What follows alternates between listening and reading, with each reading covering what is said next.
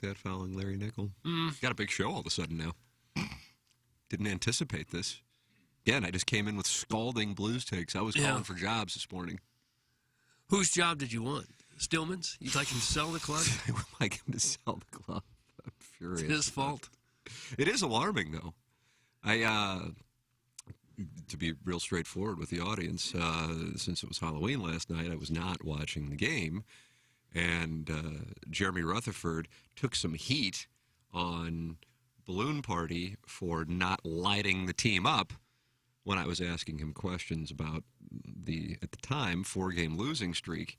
And his texts are what made me aware of what was going on. And let's see, at 8:19, he sent me a text, and he said, like I was saying today on the show, the Blues will be totally fine. And then I glanced over to the score app to see what it was doing, and I think it was 4-1 or 5-1. And I thought, oh, God, what the hell's going on? We got a situation. Could have been worse than that. Yeah, so this morning, I think this is Jackson's go-to play pre-Balloon Party, but Jackson, tell me if I'm wrong, the YouTube highlights, which they do a great job on. Oh, yeah. It's like 10 minutes of highlights, not just the goals, but scoring opportunities and saves and so on and so forth. As bad as it was to lose the way they lost, I think the thing that had Berube, one thing, if you watched his post-game, where he was at a loss for words and didn't know what to possibly say, was, I think Jim Thomas or Jeremy Rutherford asked him, what are your thoughts on the basically 3-on-0 where you guys didn't get a shot off? We do have that audio. We do have that. Yeah, let's take a listen. Was that 3-0 break where you don't even get a shot off? Is that kind of... I don't even know what to say about it. The video is better. He's so pissed. I'm telling you, he has... That's why when they signed Kyrou to an extension, Kyrou is to Berube what J.D. Drew was to Tony La Russa. If you know, you know. And because I knew when La Russa was handling the J.D. Drew situation, you could pick up on it. But the Cardinals didn't sign J.D. Drew to some long-term extension. That's why when the Blues signed Kyrou to a long-term extension, I'm like, wow, this kind of surprises me because I didn't think Berube was real high on him. But at the same time, a guy who's, 25 years old, I believe, is going to outlast an NHL coach. And so if they buy into him, then they're going to invest in him. But yes, that was Kyrou, Shen, O'Reilly. And I guess there was kind of a Kings defenseman sort of lurking, and then they just skated right in. And Doug, there's Jonathan Quick. He's still doing it. Yeah, just kind of. He went up against Mike Liut in I believe the 1980s, and here he is still. Yeah, he goes back to the 50s, I think, when Johnny Bauer was 10 in goal. That's correct. Yeah, they used to have some one-on-one duels. We had to get him on.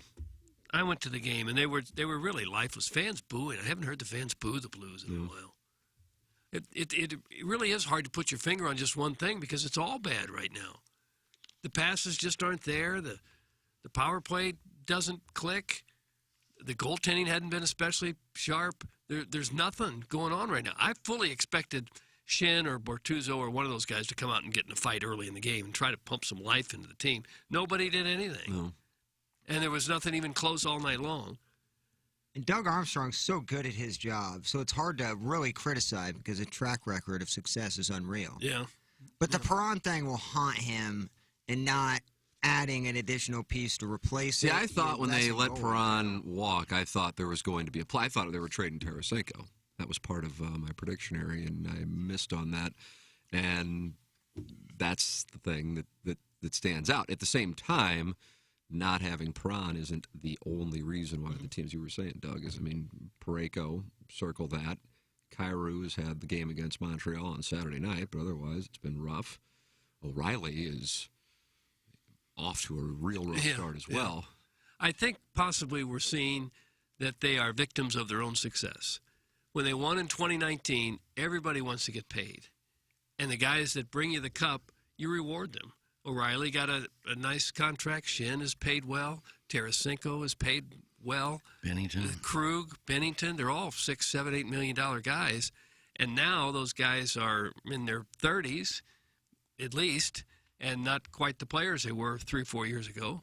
And they just kind of look like they're getting old. Let's be honest. Bennington wasn't good last year. He wasn't even the #1 goaltender for the second half of the season. And then he stood on his head in the playoffs and got hurt.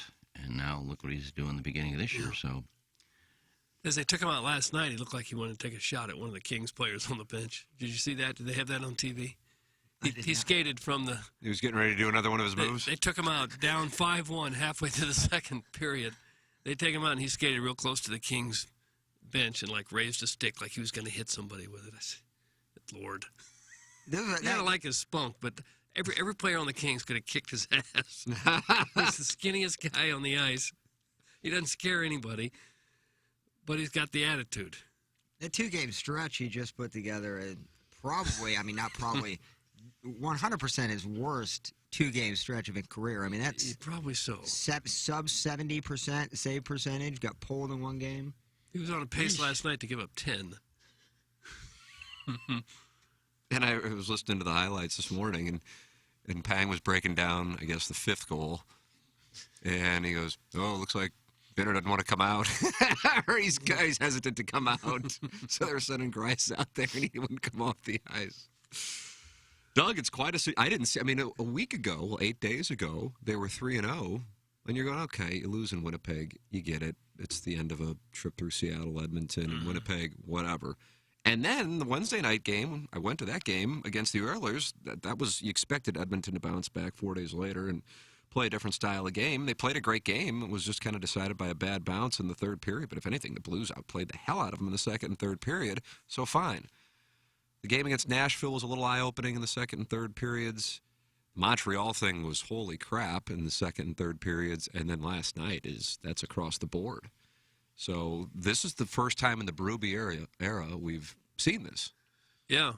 As much as I like Berube, and I think everybody does, I hope this doesn't go on and on and on, and then they start thinking, well, maybe the message has gotten old. Maybe we need to change. I hate that, too. I hope that doesn't happen. He just signed a contract extension, and the Blues are not one to usually go war damn eagle and just pay ex-coaches to hang out.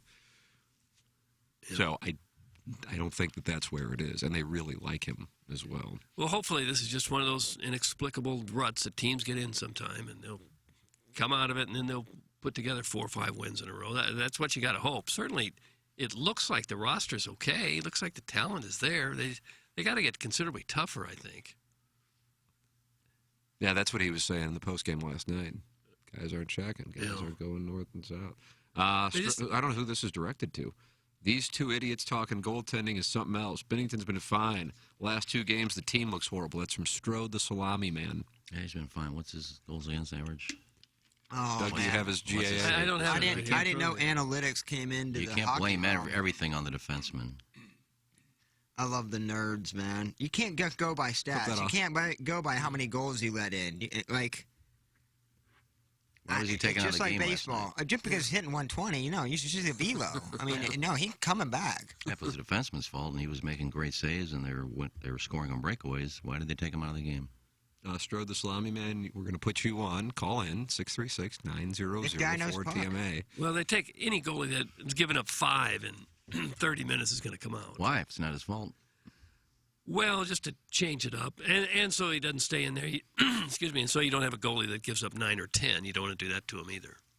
The guy's given up 10 goals in 2 games, so it's not all the defenseman's fault. No, it isn't. You're right. No, Bennington playing great.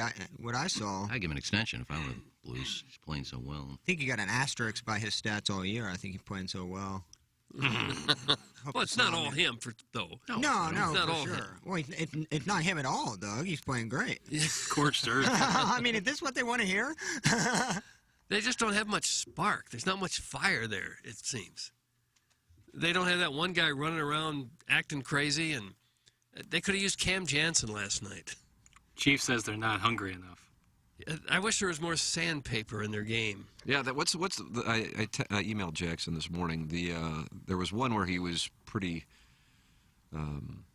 passionate, for lack of a better term, post-game. Berube. Clip 1, Doug. Clip 1. Well, okay. Berube clip 1 won. would be nice. Heard that, Berube. I'd like to hear clip 1, please. Initiating. Deliver, Plowsy. We're not direct. And if you're not direct, and you're not predictable, and you're not hungry, and you're not desperate out there, if you don't want to dig in and play hard, you're going to get beat. I don't care what team you're playing. You'll get beat. And that's got to change. Yeah. Well, they did get beat. They got beat bad. They made some changes to some lines. Yeah, I guess that's what you do when you don't have any answers, I guess. Well, here he says the Switch it up team a isn't little bit. buying in. This is clip 2, Plowhawk. Clip 2. Both Falk and Shen said that there are just not enough people that are buying in, that are working hard enough. Do you see that? Yeah, I see a lot of guys. I mean, our team in general. I'm not going to point to certain individuals, the team. And right now, that includes everybody. Yeah, there wasn't anybody who stood out last night as, boy, this guy's playing well, but everybody around him is struggling. It was just a complete team collapse, really. Danny Padre is active in the YouTube chat. And he says, is Iggy saying Binner has been the issue this year? LOL. Last night, 4 of the 5 goals were backdoors. The defense has been garbage since the day Pietrangelo left. We need Coach Drinkwich to come coach the Blues. He knows how to get offense going. Yeah. I don't Good point there at the end. I don't believe I said that Bennington is the reason they lost. One of the big reasons they lost, but they only scored 1 goal. But he wasn't good. I mean, God, you people standing, I know you pretend to be a goaltender, but standing up for, are you saying he was the only reason? Did I say he's the only reason they lost? I don't think so, no. You just hear what you want to hear. Yeah. He wasn't good. No, not really. They did get him on some back doors. Sometimes I think he slides too far out. He it's kind of like a 2-on-1 situation, and he goes way off to the left to block that first shot, and then just one quick pass, and the net's wide open. He always seems to want to use his stick to try and get there before the shot to poke the puck away, and then he's on his face. And Yeah. I'm not a goaltender. I don't know. But you could have been. Well, Don't sell yourself short. I was a goaltender in indoor soccer, but And you were a darn good one, too. 100% translates. Probably the best Should be on the goalie. TNT show. I It was is nasty. I was pretty good, actually. Believe me, the best there ever was. But no, I didn't say it's all Bennington's fault. I mean, You were could a it be? fine netminder. I was. We played at As good as anyone had seen at that point. we played in a restaurant league. I would have my scotch and water in the net because we usually played about midnight. In a glass? Oh yeah, just put it in the net and Doesn't seem very safe. I put it in the back of the It's net. like James They weren't- Bond playing goal back there. Well, it's Sipping on a scotch. Sean Connery. the safest Aston place. Martin keys. The safest place for the glass was in the net because nothing was going in. No, not with you back there. It was kind of showing up the other team, putting your drink back there. Yeah. Well, we were enjoying ourselves. But could it be something as simple as continuity? I mean, new faces, no Perron, have to change things around. Well, not having Perron hurts. Sure, he was a big part of the team last year. He and O'Reilly really had something going there. And that's gone. You lost that connection. I mean, I felt that letting Perron go, I'm kind of with Tim that, it made sense if Tarasenko was in a Kachuk-type deal, I mean, and then you have, you kind of your staple of the future there, and then you kind of work with, that playmaker. But just getting rid of Perron, or not getting rid of him, but not giving him the money to re-sign and not really replacing him it's so odd. Yeah. I just And they can't gave that really- money to Thomas and Cairo, apparently. Thomas absolutely, like I said, absolutely deserved it. Kyrou, he's good. He's a playmaker, but man, Berube does not look happy anytime he's on the ice. Yeah. And I think that's a huge problem. Well, it's kind of hard to believe that they thought they could replace Pietrangelo with Krug. I mean, Krug isn't half of the player that Pietrangelo is, and in my opinion.